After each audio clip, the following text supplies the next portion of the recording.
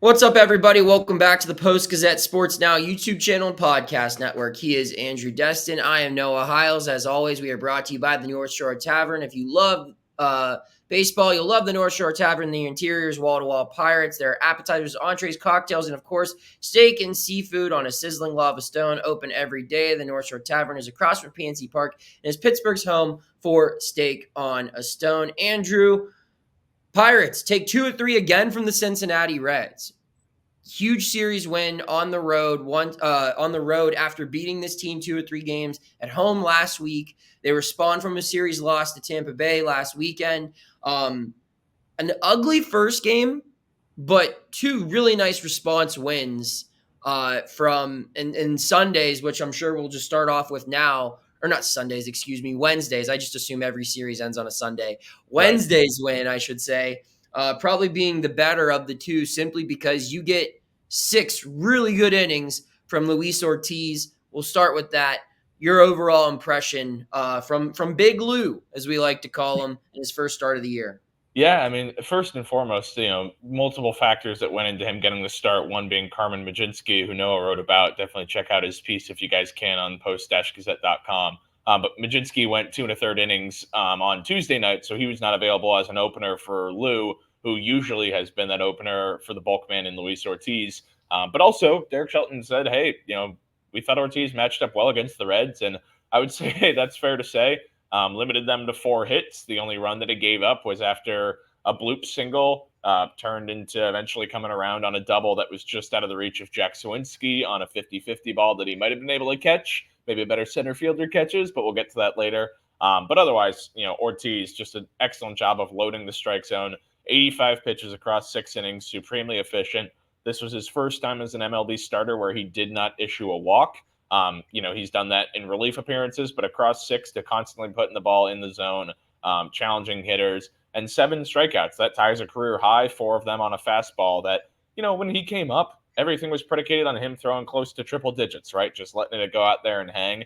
And talked with Jason DeLay a little bit after the game, and he's like, yeah, this is the evolution of Luis Ortiz, that he's not throwing 100 with the fastball anymore, but it has much truer life to it. And we saw him blow one past Elly De La Cruz that was only 96, but it looked a lot faster than that just because of the ride up in the zone, and worked out really well for him. So I was thoroughly impressed by what we saw from Ortiz today.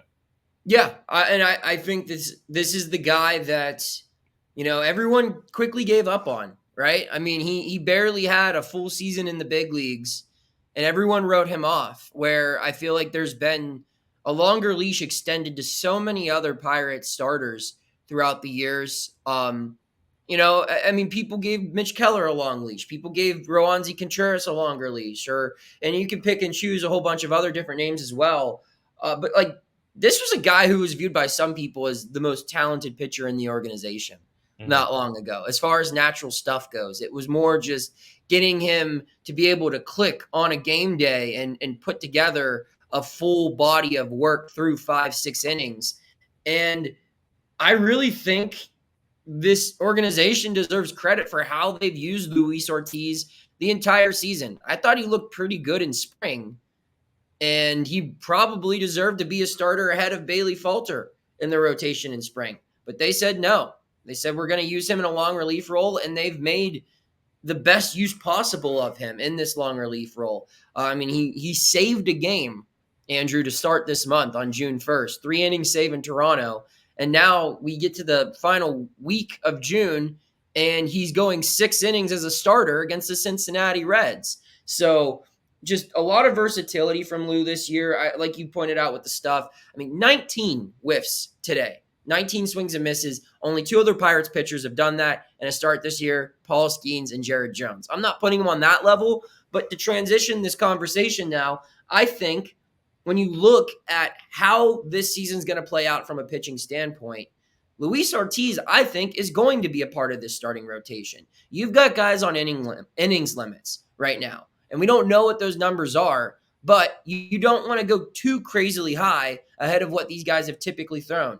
We talk about Paul Skeens, we talk about Jared Jones. That's more of a down-the-road issue. A guy that we're both probably a little concerned about right now is Bailey Falter, someone who admitted to being tired in his outing Monday. who got shelled Monday, who finished the month of June going 0-4 with a +6 ERA. He's looks to be running out of gas a little bit. And when you consider that he's 4 outs away from eclipsing his career high in innings in a season, maybe you look at Ortiz and think, let's flip him for the second half of the season. Make Ortiz a guy who's been gradually brought along as a reliever in the first half, move him into the starting role, and you make Bailey Falter your long inning reliever in the second half, simply because their arms and overall health and endurance are in just different spots right now. I don't know. Maybe I'm just crazy, Andrew. What do you think of that idea? What do you think of Bailey Falter in general? Yeah, I think it's something certainly to consider with flip-flopping the two, just given the experience that Falter has when he was with the Phillies and last year too, where he relied on an opener ahead of him. There were times last year with the Pirates where Colin Selby would get the start and then they'd pass it on over to Bailey Falter. I think it's certainly something to consider. With Falter, one note to make there is just that I know he commented to a few of us in Cincinnati after noting that he was exhausted on Monday. That part of that was a little, stomach bug, I believe it was, that he was dealing with last week. So maybe that played a factor in him being exhausted. But the point still stands, though, as you brought up. This is a guy who has not thrown this many MLB innings in a year. In terms of a season in total, when you combine minor league stats, I believe it's right around 130 innings is the most he's ever thrown in a year. He's well on pace to eclipse that. So you got to monitor his innings. Certainly how they go about that, whether that's an IL stint, phantom or real, whether that's moving him to the bullpen. I think it's something certainly to consider, especially as Martin Perez's return is imminent. So I look at it as Bailey Falter, running out of gas a little bit. Performance is tapering off a little bit. And the way Ortiz is pitching, it's really hard to come up with an argument that would prove contrary to give Ortiz more opportunities and give Falter less opportunities. On the note of opportunities, let's shift over to Bryan Hayes. 0 for 17 in his last 17 at-bats. A guy who's hitting, I think, below 200 since returning from the IL in late May. Andrew, what do you do with Bryan Hayes right now?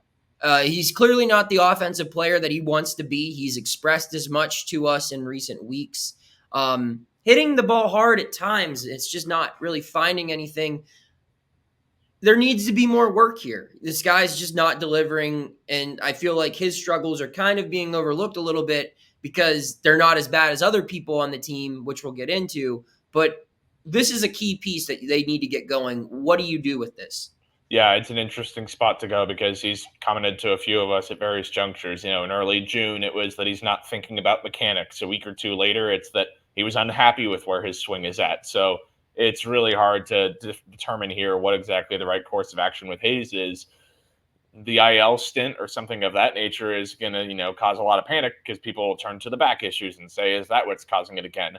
I can't say one way or another if that's something that's still affecting Bryan Hayes on a day-to-day basis. But no, one thing that we've always turned to with Bryan Hayes is that even when the results aren't there, what's he usually done as his time as a big leaguer? He's hit the ball hard. That's not taking place right now. Sure, he's had a couple of balls he's laced, but the average exit velocity, you can look at it on Fangraphs or Baseball Savant. He's just not hitting the ball hard. So it's not like it's bad luck.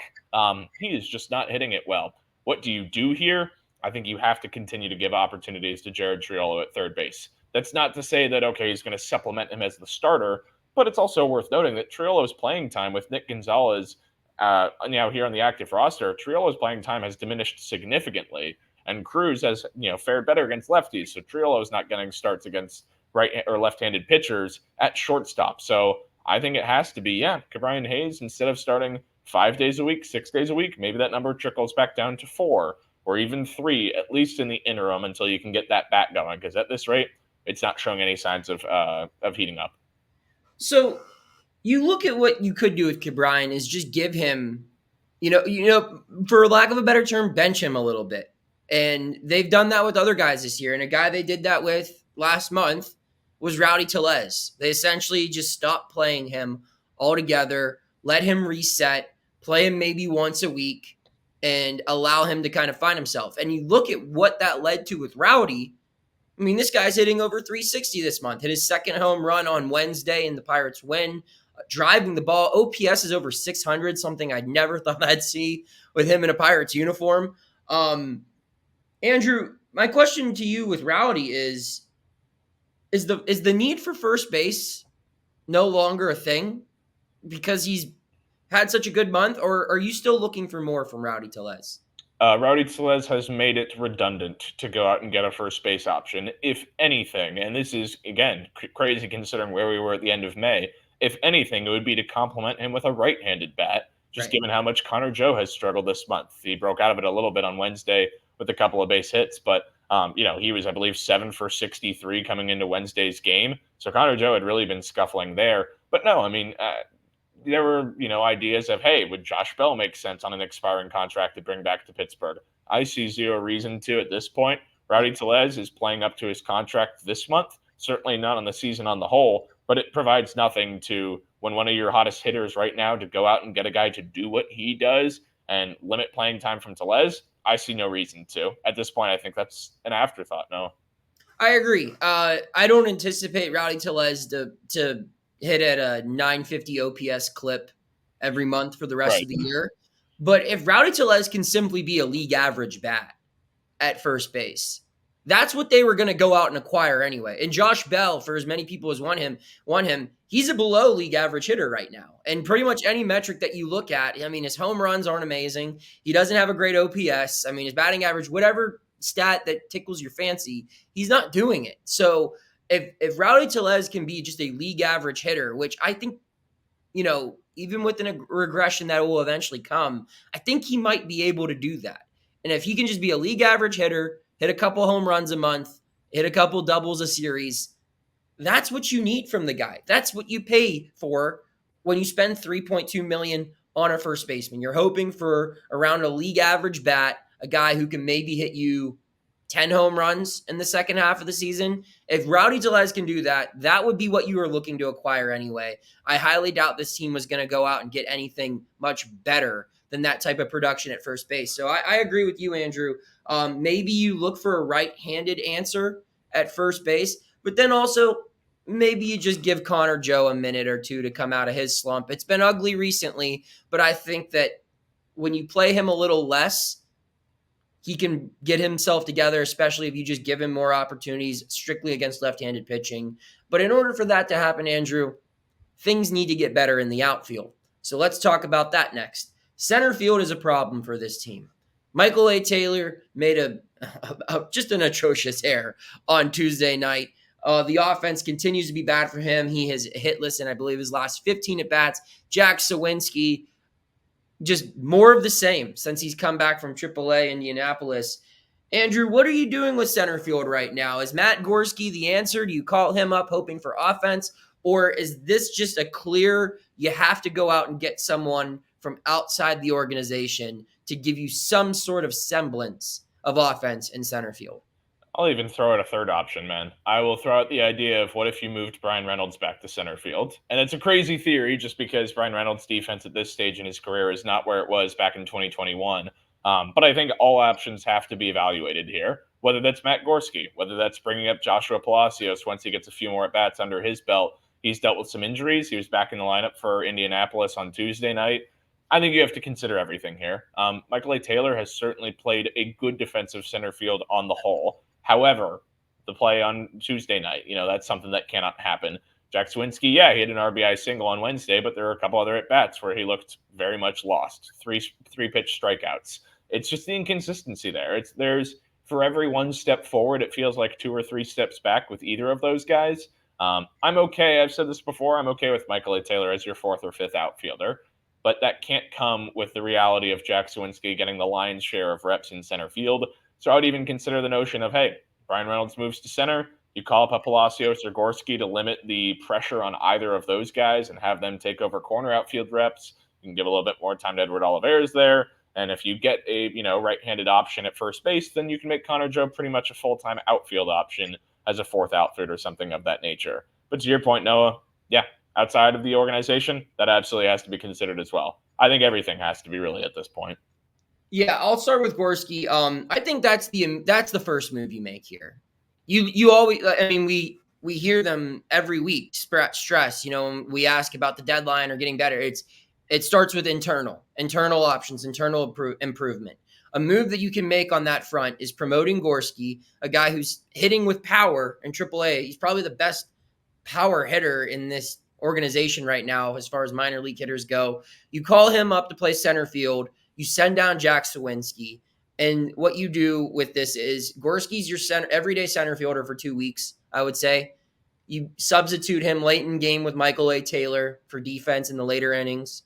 And you allow Jack Sawinski to actually work on something in AAA. Not just give him a week's worth of at-bats and then promote him when someone gets injured, but actually work on something. Because if you look, this guy's gone through so many different swing changes, mechanical changes, approach changes in the last 3 seasons that he just looks completely lost right now. And he needs to figure it out against inferior talent, which is what can be done in AAA. Now, as far as long-term goes, I think you do need to go exterior. If Gorski doesn't come up and be like a Nick Gonzalez for center field, you need to go outside. You need to go get someone because there's just no other option. And my reasoning behind going out and getting someone else as opposed to what you recommended with Bryan Reynolds here, Andrew, and we can round off the show talking about B-Ray, I'm not changing a darn thing to Bryan Reynolds right now because right now this guy is carrying this ball club. 23-game hit streak. His OPS well over 800 now. His batting average close to 280 now. The guy's hitting home runs. He's driving the ball with power. He's hitting from both sides of the plate. He's hitting to all fields. He is exactly what this team needs as the offense. You look around the diamond, not getting a lot from the catcher position. Just started getting something from first base. Second base has been fine. Shortstop's been fine. Not getting much from third base. Not getting anything from at least 1.5 outfield positions. Bryan Reynolds has consistently been, at the very worst, a league average hitter this season. And right now, he is well above a league average hitter. I'm not doing anything to change anything in his routine. I'm continuing to play him in left 5 days a week and DHing him on the 6th. I'm giving him an off day when he says he wants one. I'm cooking whatever he wants for dinner. I'm letting him sit in whatever seat he wants on the plane or bus. Bryan Reynolds is on fire right now. That's why I'm doing anything that he wants, and I don't think center field is a part of that equation. Andrew? Yeah, it's tough to disagree with you on any of the points there, man. What I think has been the most impressive thing for me to watch with him is that he's facing in that spot in that 2-hole. He's getting the best pitches every single at bat. Right. I mean, this is a comment that Nick Gonzalez made to me at one point of, hey, I'm watching his ABs and understanding, how pitchers pitch him and understanding how that's going to affect the way that it comes around to me. With Bryan Reynolds, what I think is just so impressive is, yeah, like you said, it's hitting it to all fields. He's so locked in with the swing right now. You're also rarely seeing him whiff. I think that's one thing to really bring up is that any time that it's a pitch that he doesn't like, I'll bring up the Hunter Green at bat before he hit the home run there was just he fouled off pitch after pitch after pitch before he finally got one that he could launch. Earlier in the season, there were a lot of games where, yeah, maybe Bryan Reynolds would get a base hit or he'd hit a double, and then he'd have 3 strikeouts in the game. Like, we're just not seeing that to the same degree right now. He is really locked in right now. And like you said, carrying the offense that otherwise, not a whole lot there. Jason DeLay with a couple of doubles today. That's something to hang your hat on, but those are more fluky than anything. So, yeah, Bryan Reynolds, this is quite the tear that he is on right now. Probably the best of his career by a long shot. Pirates heading down to Atlanta. Andrew will pass the travel baton to me. He will head home from Cincinnati. I will head down to the ATL, Hot Atlanta, as the kids call it. Just trying to make Andrew laugh here toward the end of the show. Andrew, before we head out, give me your keys. What's something you're looking forward to watching here in this weekend set against the Braves? Something that we saw on Tuesday night, and this is a conversation, there will be a story coming out on this on Thursday, but with the Pirates first base coach, Tarek Brock, was talking about base running, something that the Pirates have done a really good job with this season in terms of swiping bags at an efficient rate, around 84%, which is one of the better rates as a team. On Tuesday, we saw a little bit of them try to be a little bit more aggressive, not to a supreme extent, but when the offense isn't really going. This series against the Reds was a little bit of an aberration because Bryan Reynolds kind of carried them. And a couple of unlikely contributors chipped in. But I'm curious to see if against the Braves, if the series ensuing after that, if the Pirates really do start to turn the Jets on. Because it's one thing to hang your hat and say, oh, really efficient team at stealing bases. It's another to actually use that to generate offense in the manner that the Pirates did in April of 2023, where that was a real catalyst to their success. Do we see more of that? Tough to say. You got to get guys on base to steal bags. But point being, I'm curious to see if that starts to take place a little bit more in Atlanta. How about yourself? I'm interested in watching Martin Perez. This is a big piece to the puzzle here. This fifth rotation spot, or just how they use the rotation, is going to drastically impact, one for good or for bad. It's going to drastically determine how far this team can go this year, because that's the strength, right? But you've got so many question marks here. Like Bailey Falter, how much longer can he hold up? How are they going to manage the usage of Paul Skeens and Jared Jones? I mean, what do you get from Martin Perez, Marco Gonzalez, Quinn Priester, Braxton Ashcraft if he gets called up, Domingo Herman if he gets called up? You've got like 10 guys, only like one of them being Mitch Keller is someone I expect to be in the starting rotation pitching with no limitations or anything for the remainder of the year. If Martin Perez can come back and be an above average pitcher, this will make things a lot easier. It'll allow you to preserve your bullpen a little bit more and maybe get a couple of bullpen starts here and there to space out extra rest days for Paul and Jared. Also just preserving that bullpen will be nice with David Bednar gone right now on the IL. So Martin Perez, big piece to this puzzle. He's back. I believe he'll start Friday. Did they announce that? Nothing official yet, but we should have that momentarily here. He's going to start this weekend. It's just a matter of which day. Yes, so which day he will start. But that's what I have my eye on. So he's Andrew Destin. I'm Noah Hiles. As always, this show is brought to you by the North Shore Tavern. Check out all of our work at post-gazette.com and keep tuning in to the Post-Gazette Sports Now YouTube channel and podcast network for all of your Pittsburgh sports coverage by the Post-Gazette sports staff. Take care.